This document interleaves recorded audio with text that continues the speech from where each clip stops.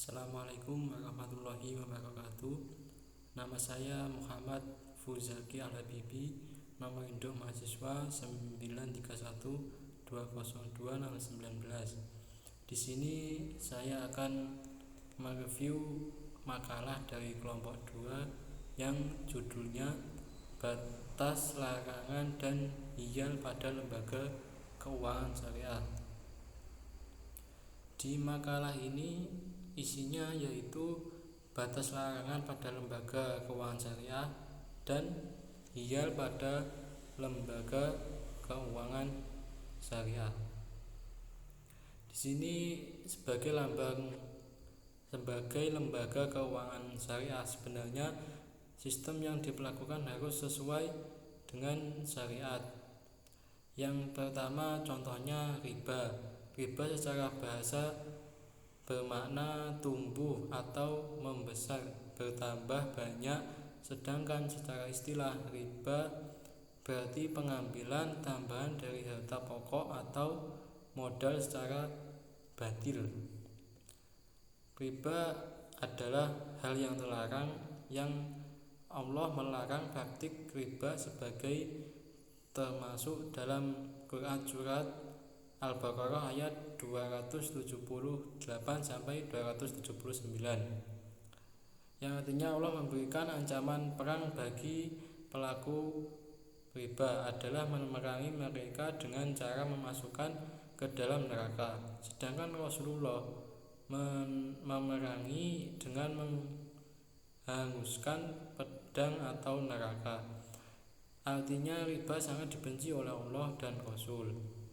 Sedangkan yang kedua yaitu gharar.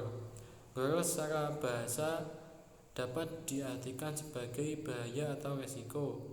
Gharar berarti bahasa Arab yaitu yang gharar, yang berarti menipu atau penipuan.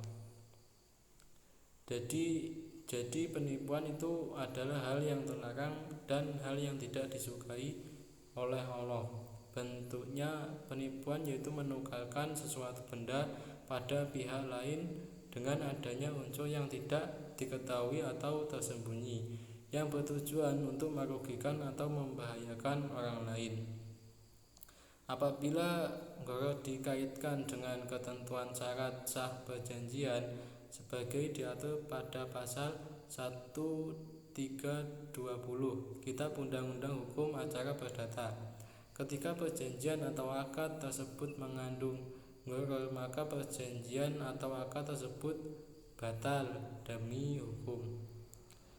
Dan pada umumnya gharar dikategorikan sebagai menjadi dua, yaitu yang pertama ditoleransi gharar, yaitu gharar yang dapat ditoleransi atau diterima oleh kedua pihak.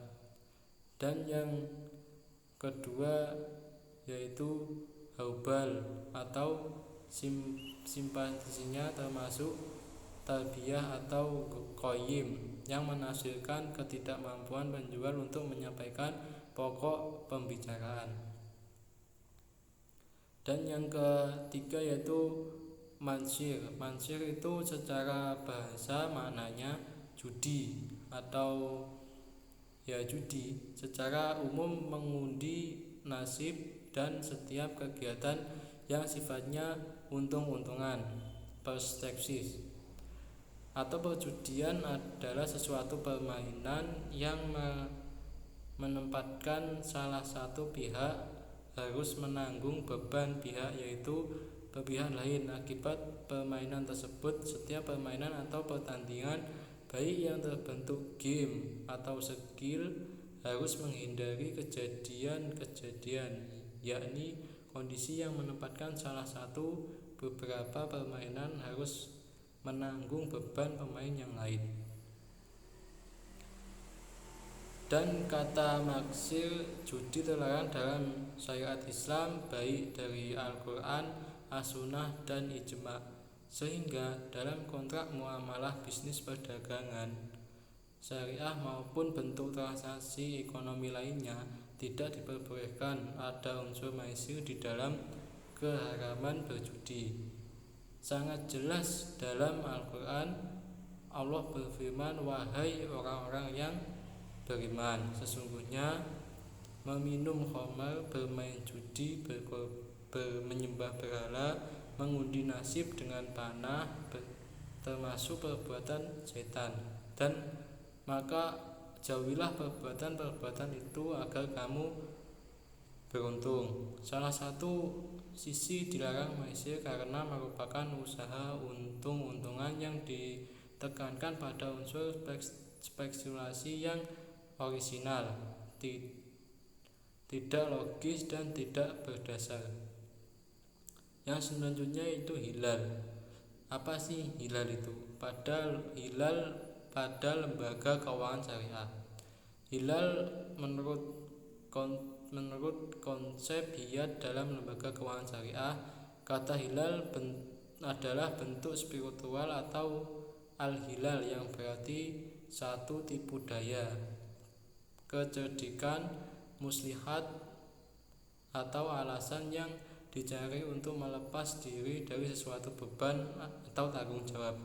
Dalam hukum secara teknis, kata hilal digunakan sebagai suatu saluran legal atau medium untuk suatu tujuan dan legal dan atau ilegal. Yang kedua yaitu praktik hilal. Praktik hilal secara umum adalah perbankan syariah dan yang sering terlihat bahwa praktik tersebut terdapat unsur hilal di dalamnya, yakni akad dan tambahan biaya. Berbagai akad di dalam perbankan syariah semakin kompleks dengan tujuan memenuhi kebutuhan nasabahnya. Di dalam makalah ini sudah dijelaskan tadi contohnya riba, hilal dan sebagainya. Itu adalah ketetapan hukum kegunaan hilal dalam praktik perbankan syariah. Dapat disimpulkan semata-mata dilakukan sebagai jalan keluar karena adanya kendala atau kesulitan hukum. Dan berikut yang dapat saya sampaikan atau yang dapat kami review dari makalah kelompok 2 ini. Bila ada kurang lebihnya mohon maaf. Wassalamualaikum warahmatullahi wabarakatuh.